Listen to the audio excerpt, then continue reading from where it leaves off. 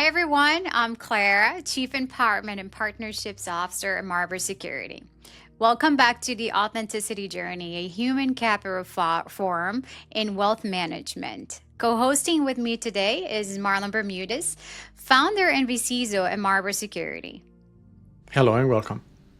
Today's guest is Paul Shelton, who is the founder and CIO of Warwick Shore Advisors with over 18 years in investment management and corporate finance. He is a leader, advocate, and community builder committed to driving economic growth and positive change. Paul, welcome to the Authenticity Journey. It's a pleasure to have you. Can you share a little bit more about yourself? I know I've shared a little, but I want to hear more from you. Yeah, thank you so much. I enjoy and I'm grateful for the opportunity to be here today to share my journey, and often, I just want to start off from the top with a gratitude, with being thankful.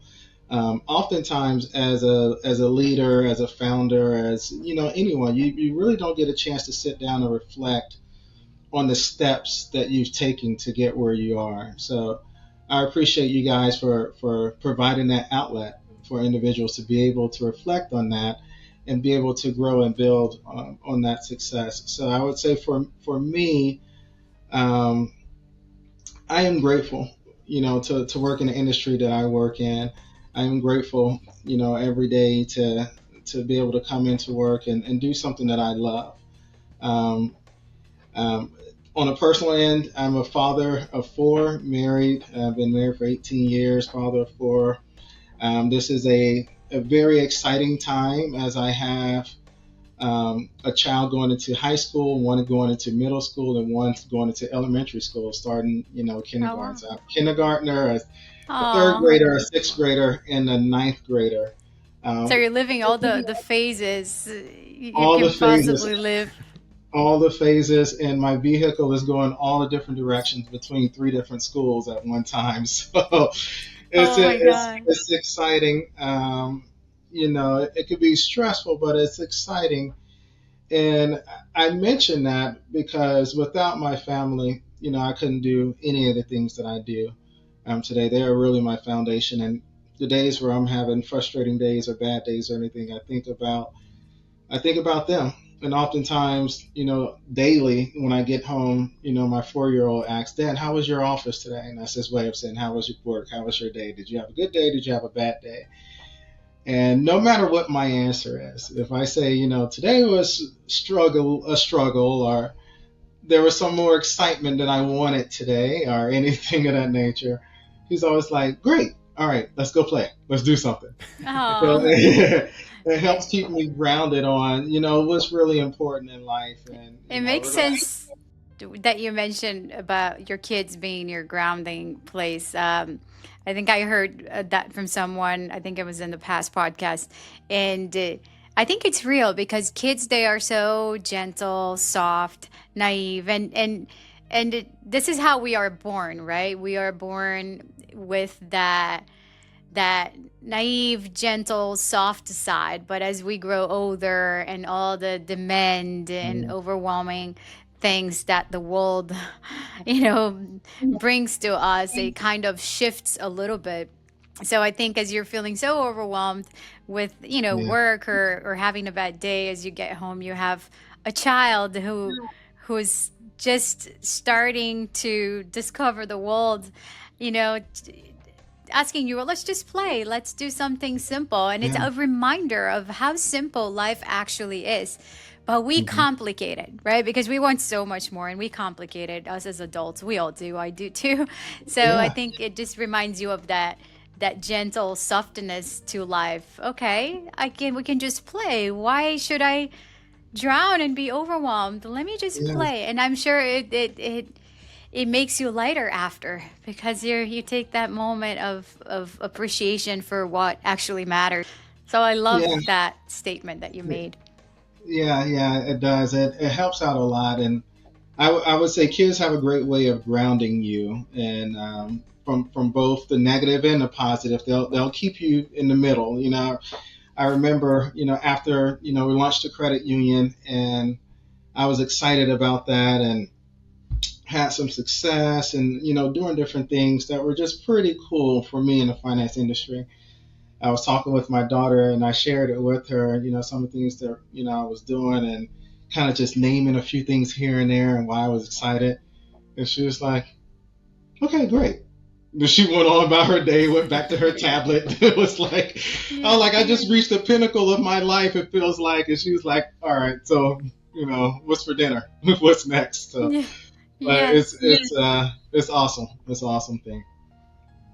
Well, that's really amazing that you see that way, and well, I'm not a parent, but I can feel it because even with my nieces and children in general, they are so gentle, and Yeah. it changes your day. It's a smile, it's a hug, it's the gentle touch of a child that really enhances you, and Yeah.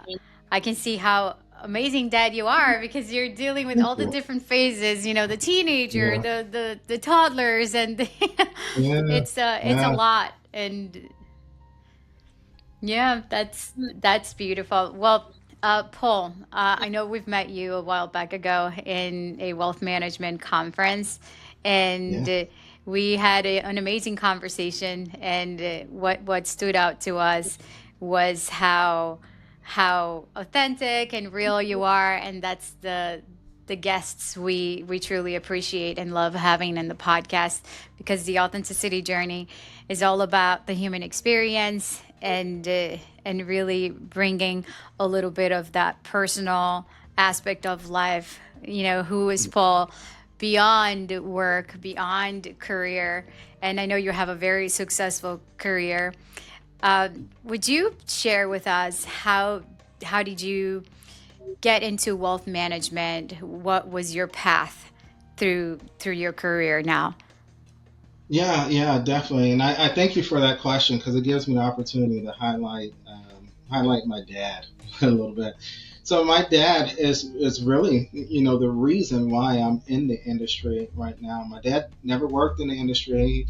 Um, he retired from the Air Force, and then after that, he taught school. Retired from that, then he was in the financial services for a little bit. He sold, life insurance, but he never dealt with, estate planning, investment management, and a lot of things that I do now. But it was early conversations, that I had with my dad um, about investing. Even though my dad wasn't an investor and didn't do it from that standpoint, his form of investing was starting savings accounts and just adding money to it, which is great. Um, and buying life insurance, which is great to start and do something somewhere, but it wasn't that next step of actually building a portfolio in the stock market and really understanding, how that works and all the nuances behind that. But he would challenge me to think about how a company would respond in different economic climates, different situations. I remember, when I was in high school, my sister worked at AT&T, and T, and she worked in their wireless division before they spun it off from AT&T to AT&T Wireless.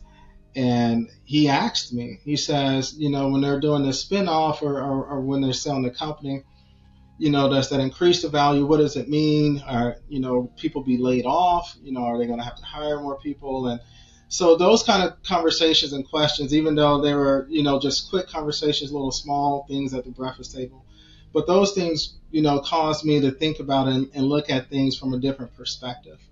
Um, when I was 14 years old, I opened my first brokerage account, and the first two things I bought were Disney and AT&T. AT&T Oh, Wireless wow. at that time, because they were companies that I was familiar with. Living in Orlando, I knew everything about Disney. I felt that they Oh, were, a solid company and would stick around. And my sister was working at AT&T, and I figured if they hired her, then this company is going to survive forever. It has to be great. So that was my level of due diligence, back at the age of 14. But I would really say that was the foundation of my into the industry. Even though I wasn't working in the industry, that was my foundation because that's what created the love and the passion that I have for the industry. right. Now, Since that time, being 14 years old, I've had many different jobs that were not in industry. I taught school for a little bit, just out of college. I valet park cars from 11 p.m. to 7 a.m. to make money. I've done a lot of different things. And I've always still had the goal that this is ultimately what I wanted to do. So even though I had to bounce around and do different things, I found my way ultimately, to where I wanted to be. And Grateful for that. that's very empowering because we all start somewhere, right?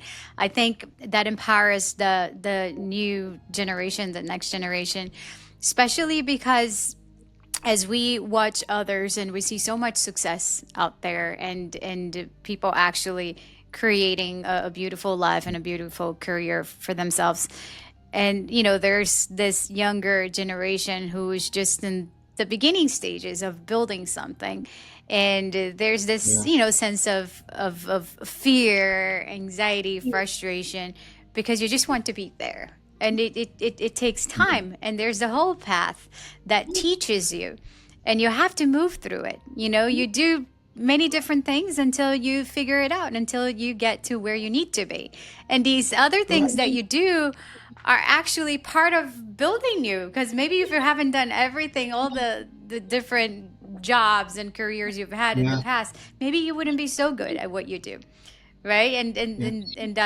I see that way. The same for me. I've done so many different things as well, and and it's okay. I think this path of life is, we're in constant discovery, and I don't even think it's the end. I think we continue to evolve. So it's nice to Yeah. see that you've had your amazing path, your struggles, before getting to where you love being and where you want to be, to where it empowers you and now empowers others with your own story and the story of your dad. I remember you shared a little bit during the conference as well, and Yeah. I thought that was very motivating and empowering. Yeah.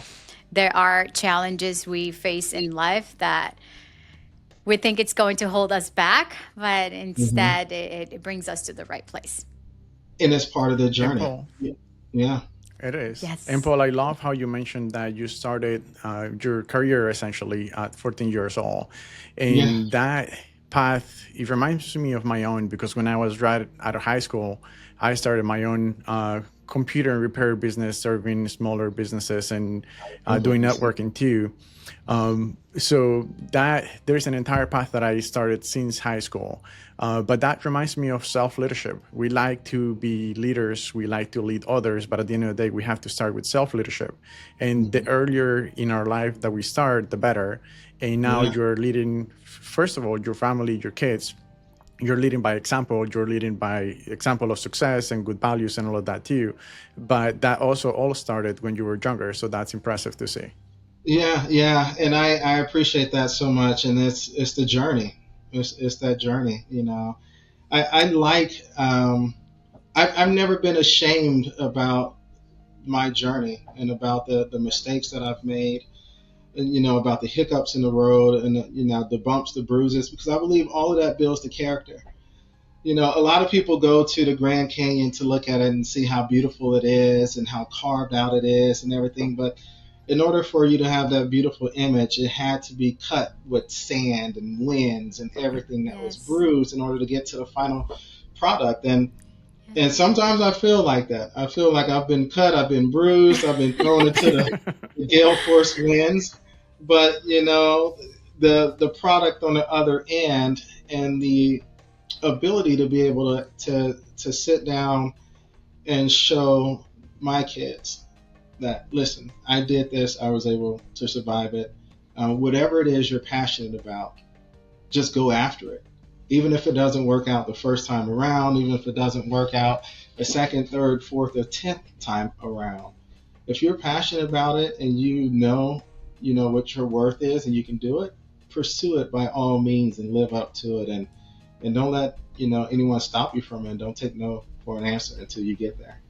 That's how I believe it is. I honestly don't believe in success if there was not a path that you struggled and shaped you, things you Right. went through. When you see someone extremely successful, there was a path. There's so much behind it. And Yeah. if there is not, I don't consider that success. Correct. Because Yeah. to consider that success, it means that you overcame challenges, you Yeah. struggled, you learned your lessons. It's much more than that title you're holding right now, or that position that you believe you have.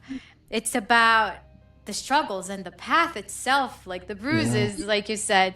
And I see that way. I'm a person who struggled a lot too, and I have a really, I've went through so many different challenges in life, and I've had many different careers as well. And I think I'm not I'm not embarrassed of my path either. I went through a 10 years of a abusive relationship, and which I call the prison of my own creation, and it took me many years to get out of that as well. I felt, there's so much I've learned from that. So I think it's the bruises, the pain that we carry, or things we go through. It's what we can call success. It's the ability to overcome and stand up and remain standing, to remain courageous, strong, even though the circumstances of life were not in our favor. And for the most part, it's not. Am I wrong? It's not. No, no, you're not at all. You're completely correct. I experienced that, especially, being an African American man in the South running a financial firm where most of my peers are white men. And I don't see the diversity that I desire to see in the industry. I still don't see that. It's gotten better, but it's still not there. And what makes that the reason why I say diversity is important in the industry, and I had a private banker, when I worked at Wells Fargo, a private banker shared with me that there were only 4 black portfolio managers that he worked with over his 50-year career in banking, and that included New York, the DC Mid-Atlantic area, and Florida. And he said the only reason it's been those 4 is because all the banks he worked for, the companies he worked for, um, made it so that he could only talk to people that looked like him, only talk to white people. He was only sponsored to go to certain yacht clubs, only sponsored to be in country clubs where there were blacks were not allowed. And Wow. as a result of that, he felt now at his 70 years of age, when he was, retiring, that he was unable to sit down with a wealthy black family and have a conversation with them. So his challenge to me was, Paul, no matter what you do in the industry, essentially don't sell out. He was saying, go out there and have the conversation about wealth management with everyone, but be intentional about sharing it with the black community, because there's a lot of people in the black community that have the wealth, but they're just not getting the Yes. education. Yes. And I would say that Yes. is very true. Just in this past week, I met with someone that won the lottery, and a black female, and she was not given the Oh, education that she should have. And she just won the lottery. In 3 months, she has about $400,000 left. Doesn't have an estate plan, doesn't have a trust, doesn't have wow. all the important stuff that's needed to be able to pass it on. The And education, yeah. yeah, and she was unaware that she still has a tax bill that's going to be due next year as a result of her earnings. So now she's in a situation where she's negative. Um, Wow. and that's because the education isn't there. The normalization of talking about finance isn't there in the African American community. And that's because we don't see many African Americans that are sitting in chairs like mine. We don't see many that are sitting at Wells Fargo, sitting at Bank of America, sitting at Truist, sitting at a lot of places. So when you don't have that representation, you tend to make mistakes. So she was referred to me, and when she got to me, she realized she had already made too many mistakes, which is unfortunate. But that's the importance of having, that education. That's the importance of having representation across industries. It's the same with healthcare. You know. Education is everything, and I agree with you on the point on where you touched about diversity. Mhm. Diversity is very important, and the challenges we all face, right? When there are like different cultures or colors, so it's a very very very gentle topic to talk Yeah. about. I'm personally Brazilian, right? And it reminds me of a few years ago where I was doing really well in real estate. And I decided to change my office from a smaller middle class community to a higher class community. And I wanted to sell bigger homes. I wanted I wanted to grow in my career. And I remember as I moved to that office back then in New Canaan, it was so hard because I had the worst reactions coming from other Mhm. agents in the office, because New Canaan is a smaller community of wealthy people, and mostly white, and I'm Brazilian, so they had that Yeah. they had that reaction. What is a Brazilian girl thinking she's doing here? So I was like, I went through Yeah. so many challenges and being attacked at all times as if you don't fit here. You're not meant to be here. But I Yeah. actually didn't care. I held myself together. I was brave enough, and no, I do. And that's where I want to be, and that's where I'm going to be. Who's telling me that Yeah. I'm not able to do this? Why not? What is the Right. difference? I'm Brazilian, but in the first place, I'm a human, and there's Yeah. power in every culture, every color, every there's power in everything. Diversity is important, and that's why I like embracing diversity in general, in the business, in my life, because everyone deserves a chance. Everyone is the same. There is no difference. We're judging by a look or financial status, and Yes. that's so small, right? That's so small. It We is. we are Yeah. so much more Yeah. than that. So I love when you touch on that, because you brought your power. You stand strong. Your dad went through struggles. You did too, and you're there. You're there. Nothing is Yeah. going to set you back. Nothing is preventing you from moving on with your career and being exactly where you want to be.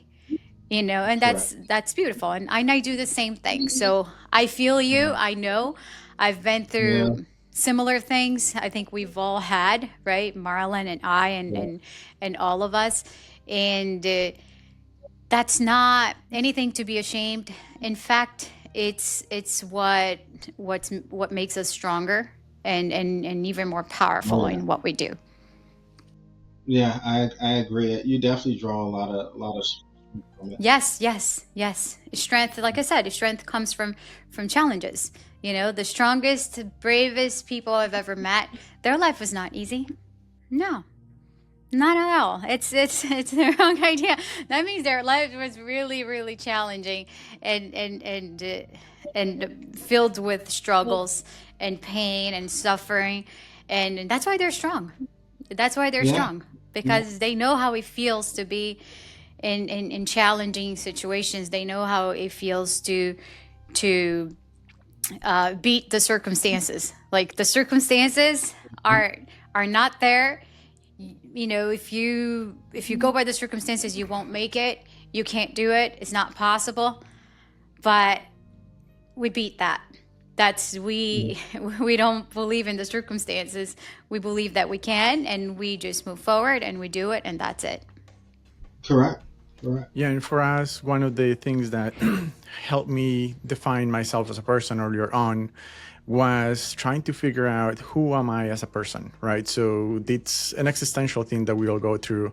I went to a Catholic university in Fairfield, Connecticut, and at the very beginning, I was a little bit hesitant about what they were going to teach, because I'm more about learning about everything rather than necessarily be subjected to a specific type of teaching. That university actually had one of the most amazing classes about religion, because they taught about all these other religions. So it was a very open-minded type of class. But one of the classes that they had was about purpose and meaning and purpose, and how do we go about finding that out for ourselves. So in the process of taking that class, I formalize one of my core values, which is integrity. So regardless of what we're doing in life, for work, for relationships, whether they're professional or personal, one of the common patterns that I've seen in specifically in our industry in wealth management is integrity. So integrity is at the core of everything. If we don't have integrity, we cannot build trust, or eventually basically goes away. So regardless of our background or what we do, as long as we are all coming from a good place, I think that's what matters the most. And that's effectively how we move. We move with that. And with integrity, we use and leverage that as the power within ourselves.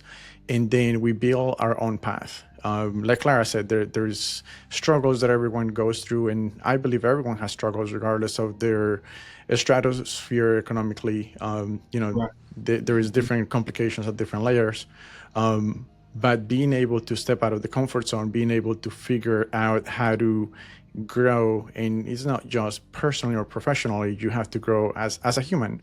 Earlier we were saying how kids and babies have a simple view of life, and to me is, well, we have more complexity, more responsibilities. So as we grow older, we get out of that school system. So we're surrounded by high school classmates or college classmates or this work environment where you have a structured social environment. Now you have to go out there and make new friends. You have to socialize. You have to do all on your own.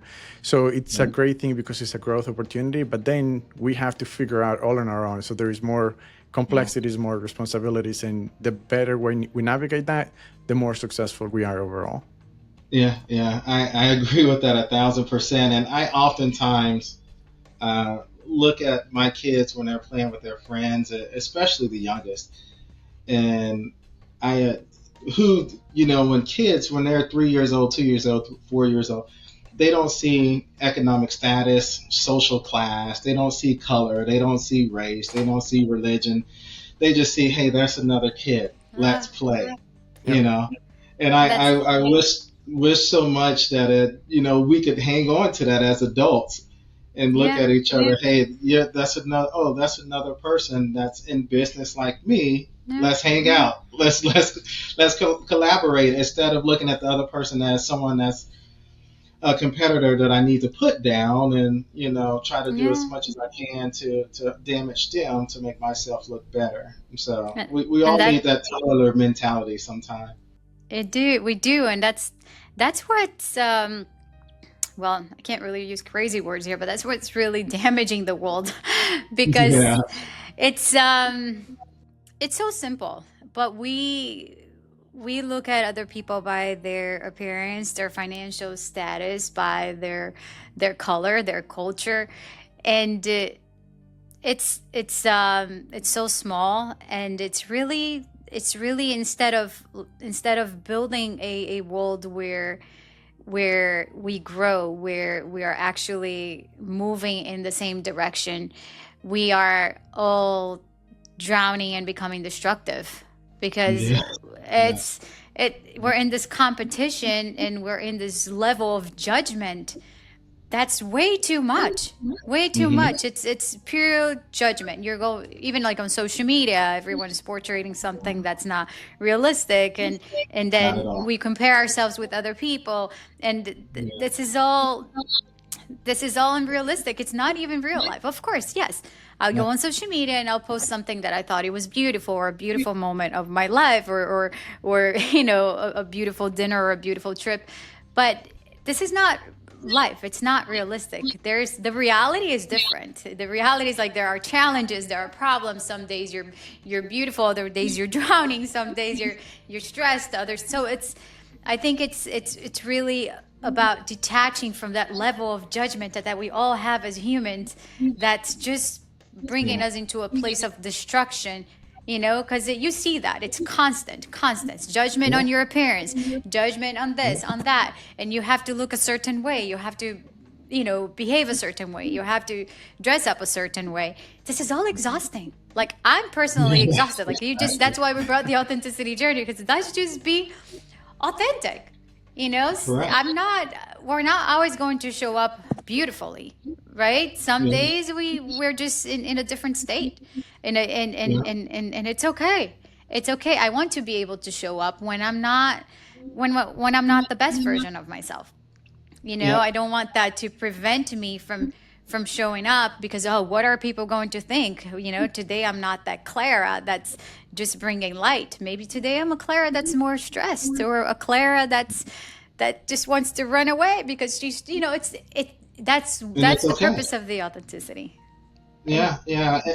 And I think oftentimes I have to be authentic with my kids and share with them that everything isn't perfect. They see the end result of life. They don't see the process of putting it together. They were not here when my journey yes. was really was really pursuing.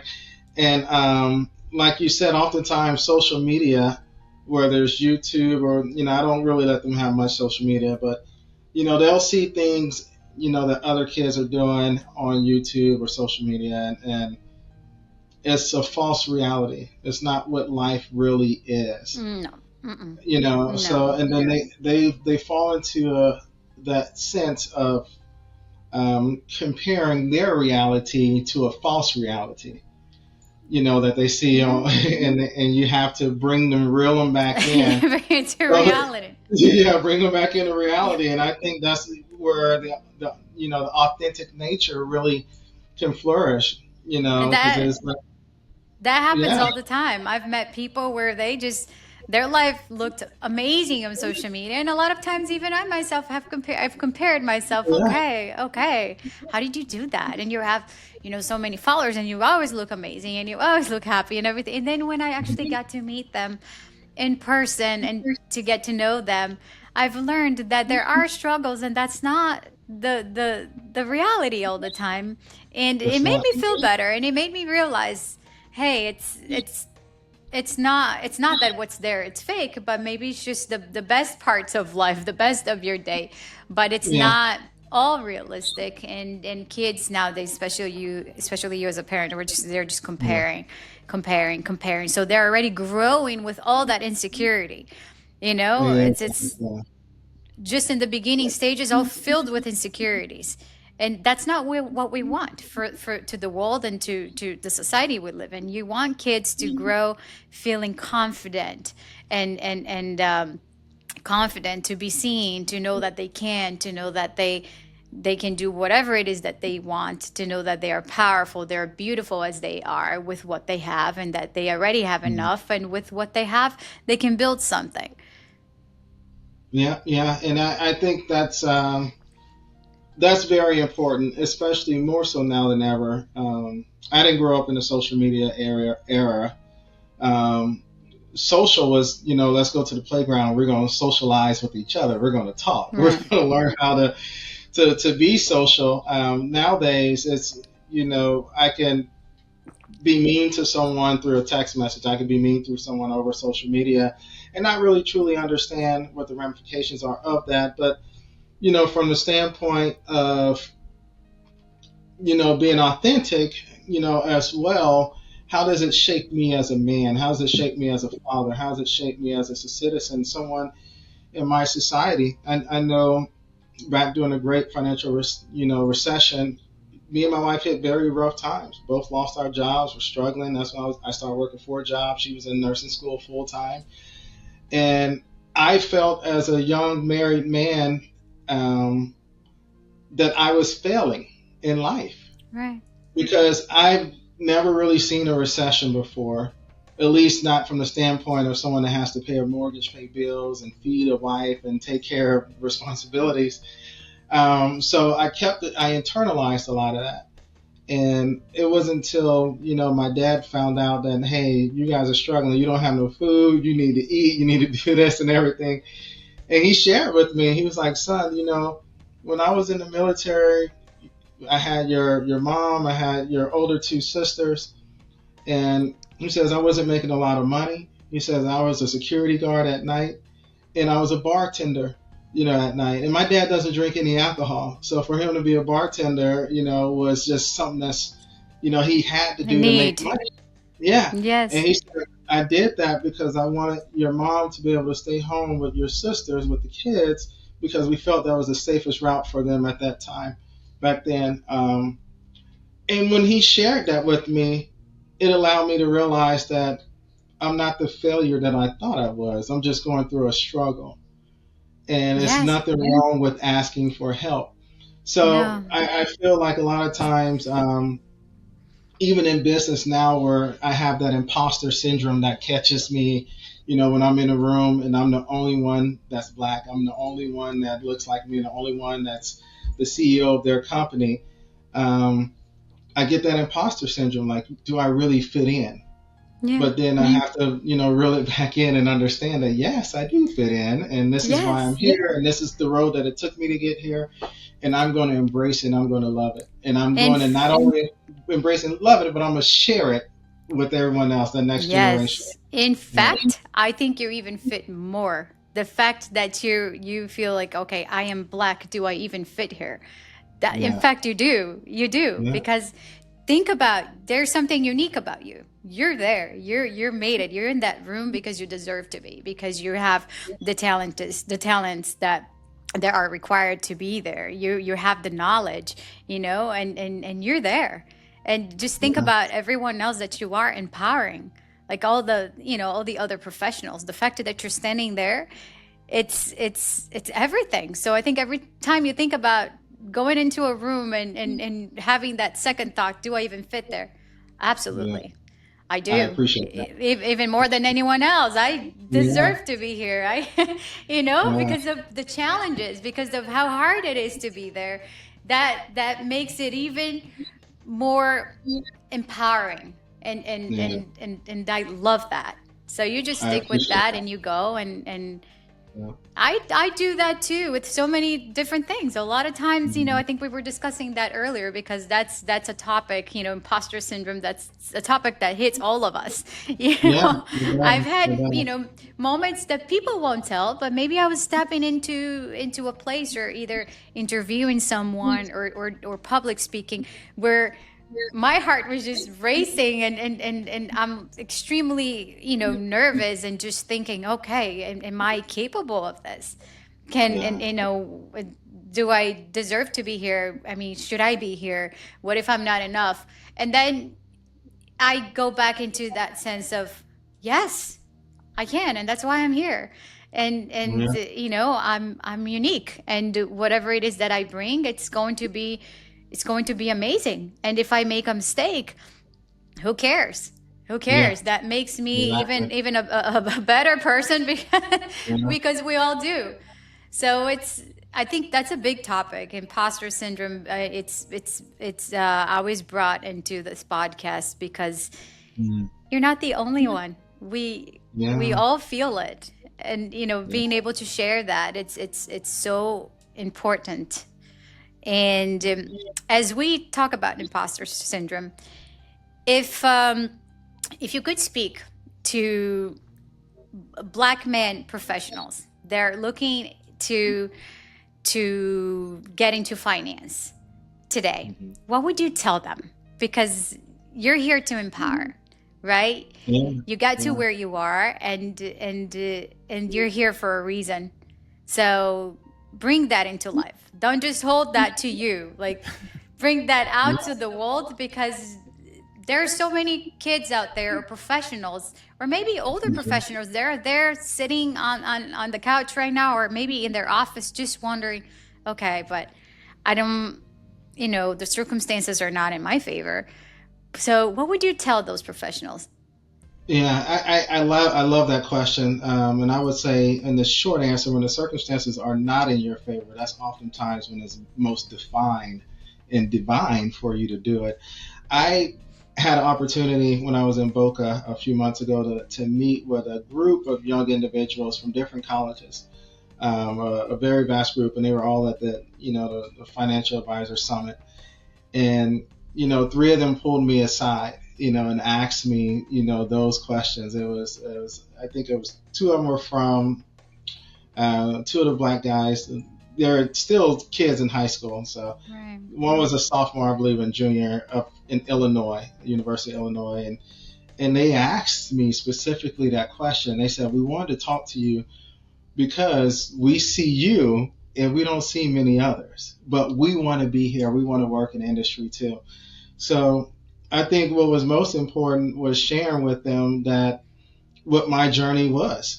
How was my journey to get here, and the experiences that I've had working in the industry that hasn't always been so rosy. Just to give them the real life experience, and not to sell them any false notions of what to expect. I always say, get the most education you can, understand, the market, find a mentor, have someone that you can reach out to, speak to. Those are all of the cliche. Those are good answers. Those are good answers. But whenever I sit down with and like mentor other business owners or talk to anyone else, that just asks for advice. Like I had someone that's launching a business recently. Yesterday, I was sitting with her and helping her structure the finance and different things of her business. And what I always tell people is, when you're looking for a mentor, understand that person has had a journey to make it to where they are. So don't just ask them questions about where they are today. Ask them the questions about the failures that they made. Yes. And how did they respond to those failures? We see the end result, and that's good. But what you need is you need milestones. You need to take a journal and say, okay, this person is doing well today, but they were crying in their car and ready to just throw everything away last year because they were so stressed out. They couldn't handle it. So, get those stories, because everyone has them. Everyone has those stories. We do. I have plenty. Yeah, I could stay too. 5 hours sharing of my stories where I was drowning in the car, and I'm like, okay, how am I going to figure this out?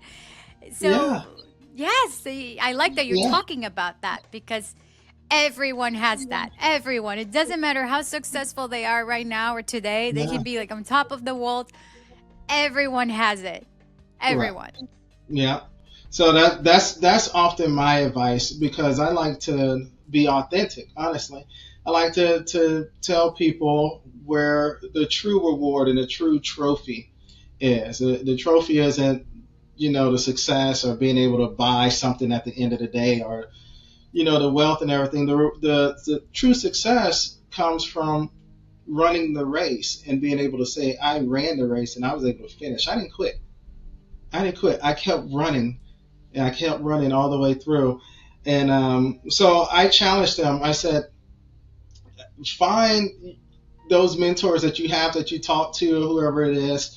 Ask them the questions. How did you get here? What's your success story? This and that. But drill down on what were your failures. And don't let them get up. Don't let them leave that meeting until they tell you and explain to you.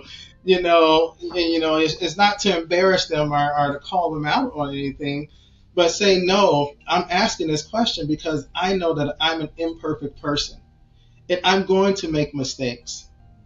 I just need to know and see the blueprint on how to survive and how to pick myself up and keep going. I have an idea how to do so, but when I can see that someone else has done it, and I can call you and know that you've made this mistake or made a mistake that may have been bigger or smaller or whatever the case may be, and you survive, that gives me strength to keep fighting and to keep pursuing my dream. So that's what I would tell that next group of black men, those black boys, or whoever it is, whether they're older, younger, is you're going to make mistakes. You're going to have setbacks. And sometimes you don't even make the mistakes, but you'll still have a setback because that's just part of life. Use that as an opportunity to build character. Use that as an opportunity to grow. Use that as an opportunity to continue to take another step each day and reach your goals. And oftentimes social media will show us that success will come overnight. You can buy a stock and you'll be a millionaire tomorrow. You'll have this lifestyle. That never happens. It never happens.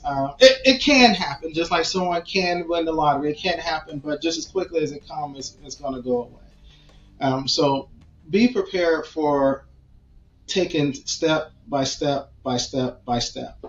You're going to fall down a couple steps sometimes, but understand that you're going to take another step. And when you do fall, and when you do make a mistake and you have to reset yourself, just remember, I was at this level and I made a mistake and now I came back to this level. But because I was there before, I'm going to get there again. And I know how to get there. And I'm going to appreciate it and I'm going to work harder to get to the next level.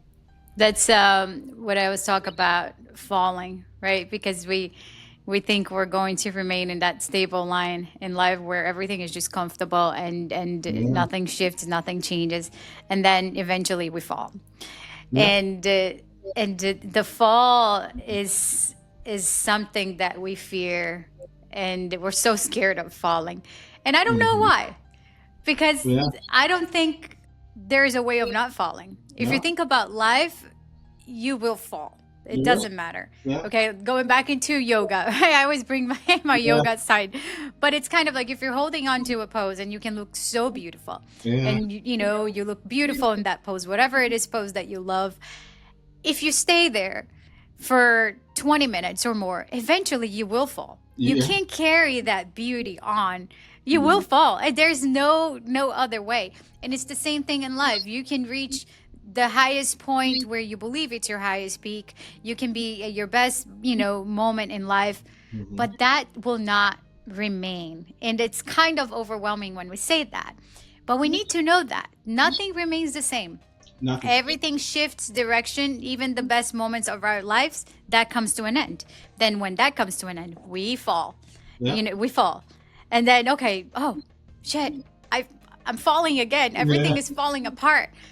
Yes, it is. But I knew that was going to happen at some point because this is life. And then in that fall where you're thinking that you're drowning and you're hitting the end of the world and you're just like, you're dead in there. So Sorry about that. don't worry. And so when you're just like hitting the ground and you feel like, okay, this is it. This is the end for me. It's in there in that fall that you grow again. You do. You find in that pain, in that destruction, you find yourself again and you rise again. And as you rise even more powerful because you've learned from the fall. So life is constant falling and rising. We just don't understand that. You will fall, you will rise. And this is it. This is what makes us the path of life. It's like there's no, you can remain stable. Maybe even with your emotions, honestly, you can't. We think we can. Oh, can I just remain peaceful forever? There's no such a thing.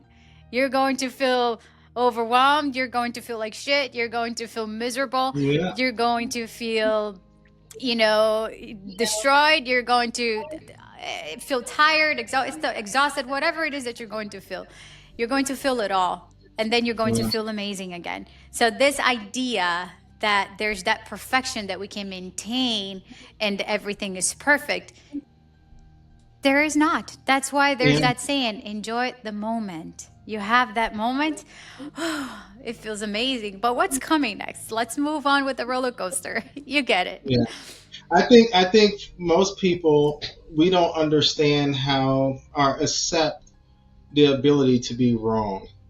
We don't accept the ability that we will make mistakes and that we can make mistakes. I know, when I'm trading options or something of that nature, every once in a while I'm like, no, this has to be right. Economics, everything lines up. This trade has to work, but sometimes trades just don't work, and you have to, accept and take your stop loss. And I liken that to yoga as well because I used to do a lot of Bikram yoga, a lot of hot yoga. Oh, years I love ago. it. Yeah, and then I got back into it 2 weeks ago. I went to a yoga class, Oh, and it was my first time in a long time going. So I was doing some yoga at home the week leading up to the class, so I wouldn't completely be out of it. But when I was there, I told the instructor, I was like, yeah, this is my first class in years. I was like, so I'm gonna be in the Yeah. back, and I may be in child pose a lot of it, but I'm gonna do Yes. my best. But I realized, I made it through pretty well. I mean, and it was an intermediate. It wasn't a really hard class, but with some of the poses, I didn't look at it as a failure when I had to go into child pose. I just looked at it as I was able to do it, but now this is where I reached my stop sign. And I'm at my stop sign to give me an opportunity to go again. So, I think a lot of times, we fail to realize that setbacks, failures, falling, that's all part of the process. And we have to embrace it. And Yes. then the more we embrace the imperfections, um, the truer our mindset will be around what our success should be and what our success is. Yes, and I've been guiding yoga flows for at least 7 years now, and it's Wow. been it's part of a lot of what I did in the in the past few years, and Yeah. and I still do as a passion.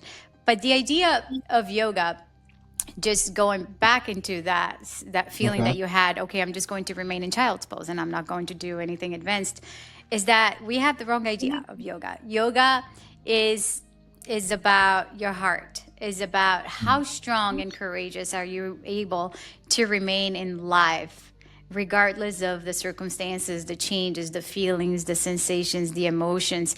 So when you're stepping to your mat, it's not really about how many poses you can do. Even if you sit on your mat the entire class, you're still engaging in the practice of Yeah. yoga, because the practice of yoga is the practice of your inner self, your inner existence. It's about sitting there, and I'm going to sit here and I'm going to feel everything.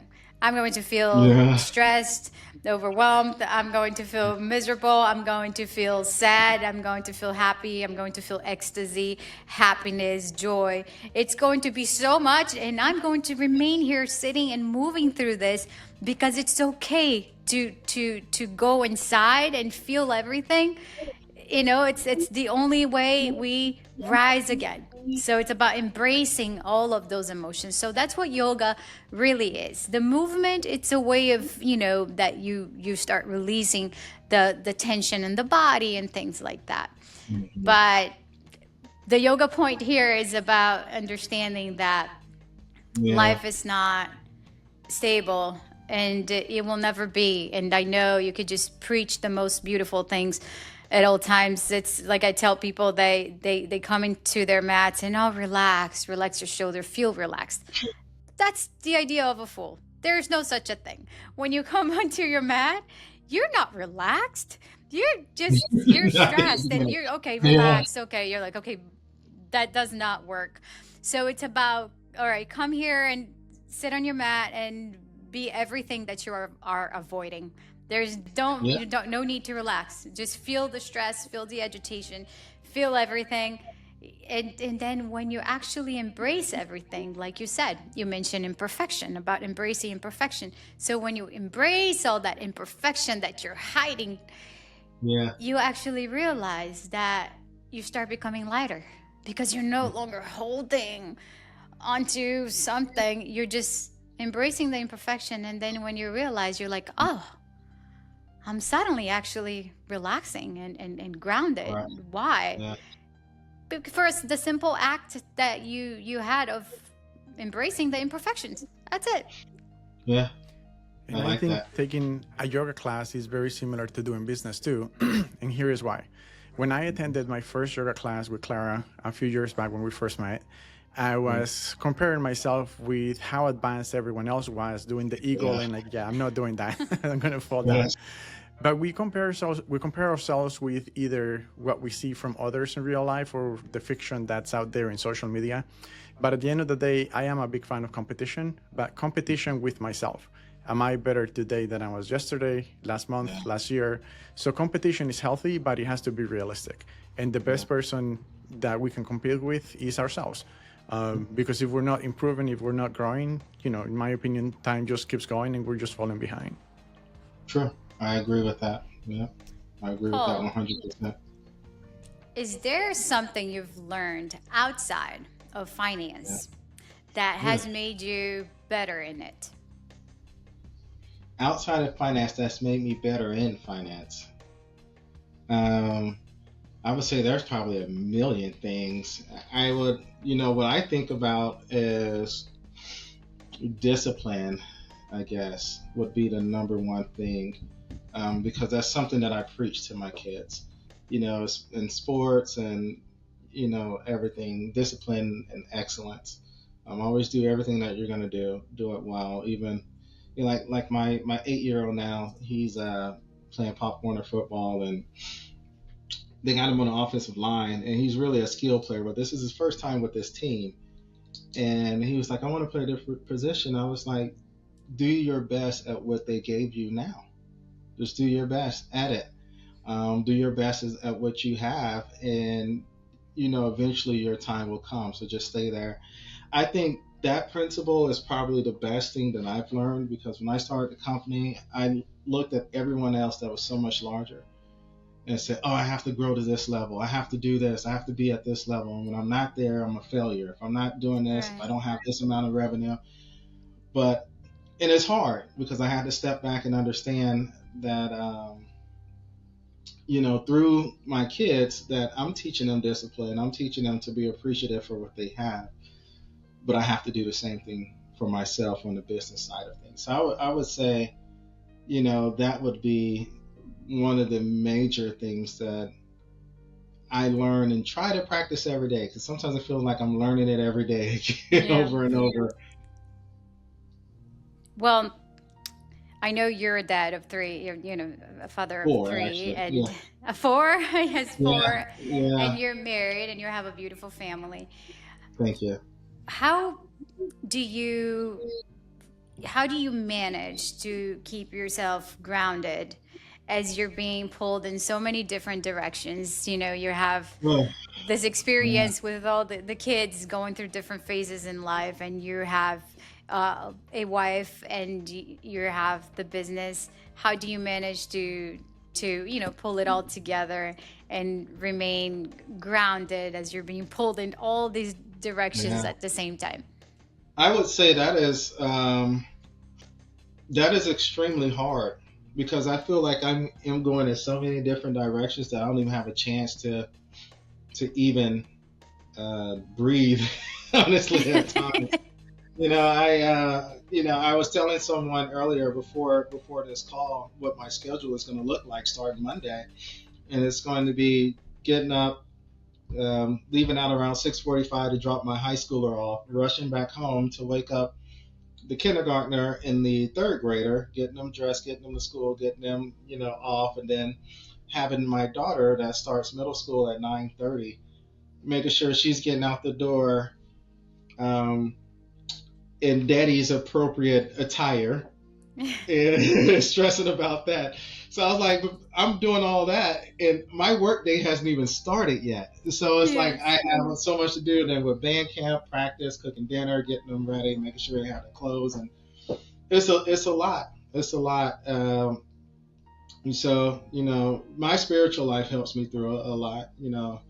That's where I found a lot of my rooting, a lot of my grounding, and being able to hang on to that, and then plus just knowing that the kids are happy, family's happy, everyone's doing their thing. My wife's a nurse, so she has a very demanding schedule I too. can, yeah, imagine. Yeah, so it's a lot, but I would say yoga used to help me out with that a lot years ago. There was times, when I was practicing yoga, where I would wake up because I've relaxed myself so much I've fallen asleep.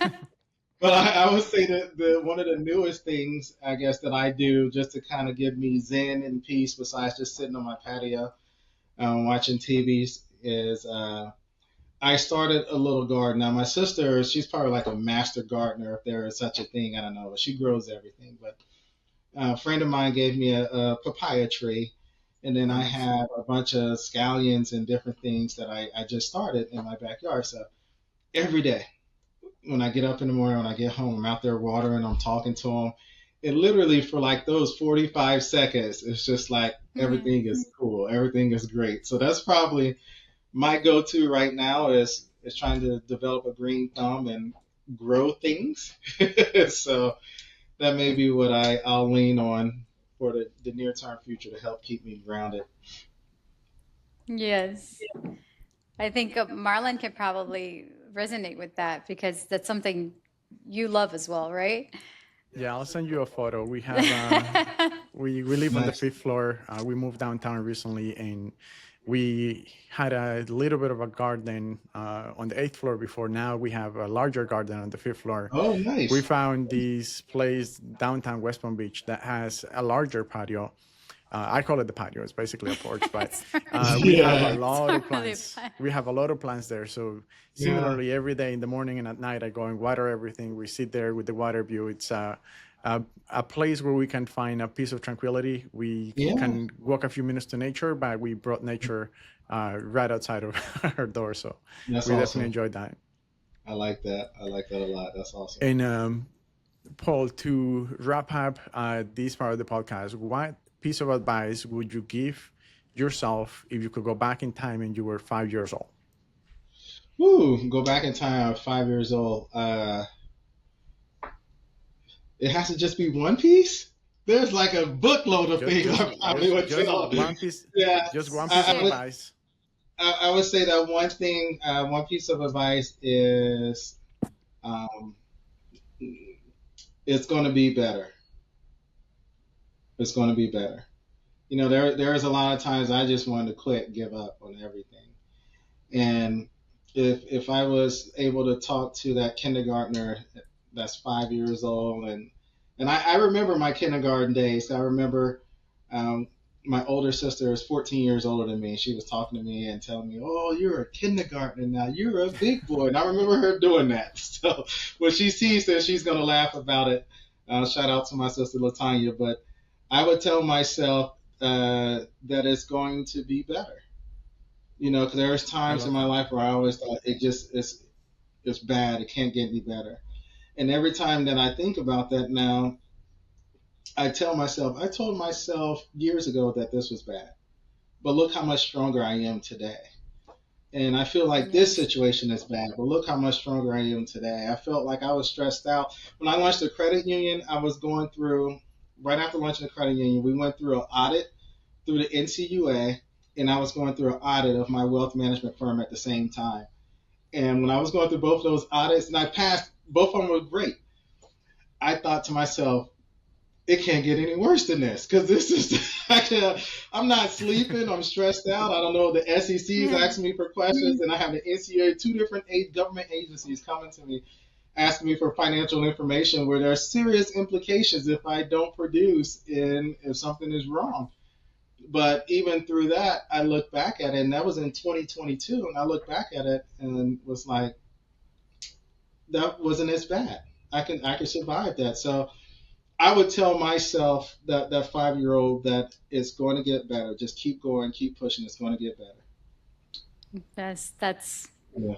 that's empowering, right? Just push Yeah. through. Don't give up. Have Don't give up. resilience, faith, Yeah. Yeah. trust. It's very, very fundamental. It's the Yeah. only way of achieving something. And not Yes. only about achieving, it's the only way of actually experiencing life. Because if you're Correct. giving up easily, then you're not really growing. You're not experiencing things because you're so afraid of the Yeah. experiences. So I love that. I have one Yeah. last question for you Okay. before we end. Paul, what do you want people to feel as they hear your story? I mean, not to just understand and learn about you, but what do you want them to feel? I want them to feel empowerment. Um, Empowerment to share their legacy. One of the questions that I often ask, that I ask all my clients when I sit down, there's four questions that I ask. And the fourth question is, what do you want your legacy to be when you're no longer present here on this earth? What do you want to leave behind as your mark on this earth? And I get a myriad of different answers from that.